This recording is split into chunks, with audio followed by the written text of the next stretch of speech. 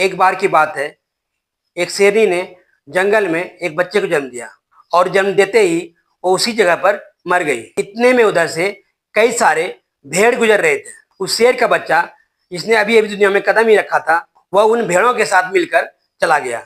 अब उस शेर का बच्चा एक भेड़िए की तरह रहने लगा और वो भेड़ के साथ रहकर खुद को भेड़ ही समझने लगा था। उसने कभी मांस नहीं खाया और भेड़ के साथ मिलकर वो घास खाने लगा था। उसे कुछ आइडिया ही नहीं था कि शेर कैसे रहता है और कैसे अपनी जिंदगी गुजारता है। उसे ये सब कुछ पता ही नहीं था कि वो एक शेर है, क्योंकि उसको चारों तरफ भेड़ ही भेड़ था और भेड़ों के साथ पलने लगा था।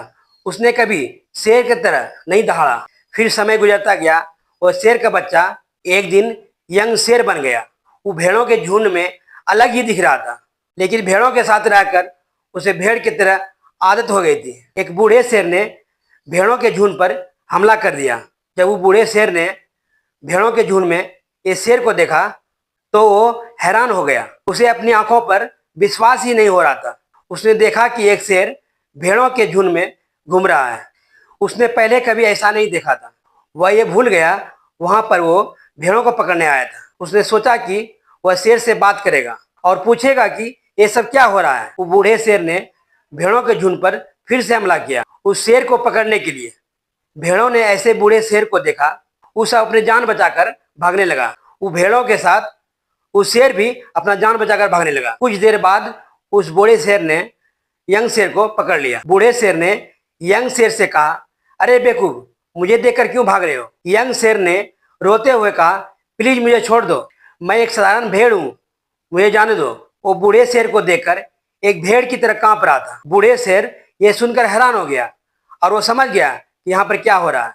वो बूढ़ा शेर यंग शेर को नदी के पास ले गया। यंग शेर वहां से भागने की कोशिश कर रहा था। बूढ़े शेर ने उसे नदी की तरफ धकेलते हुए कहा कि अपने आप को पानी में देखो। नदी का पानी पूरी तरह शांत था।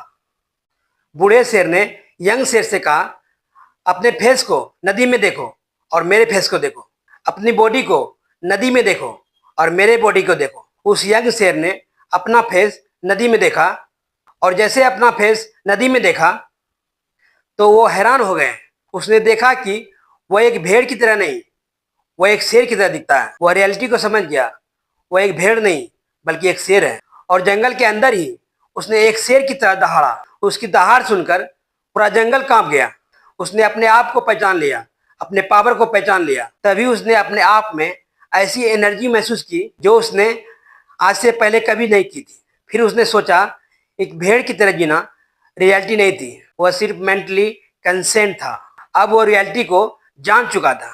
इस कहानी से बहुत ही डीप मैसेज निकल कर सामने आता है। अपने अंदर से वो विटनेस को निकालो जो आपके अंदर झूठ बोल बोल कर बैठा है। रियल में आप भी एक शेर की तरह हो जो भेड़ों के बीच फंस चुके हो।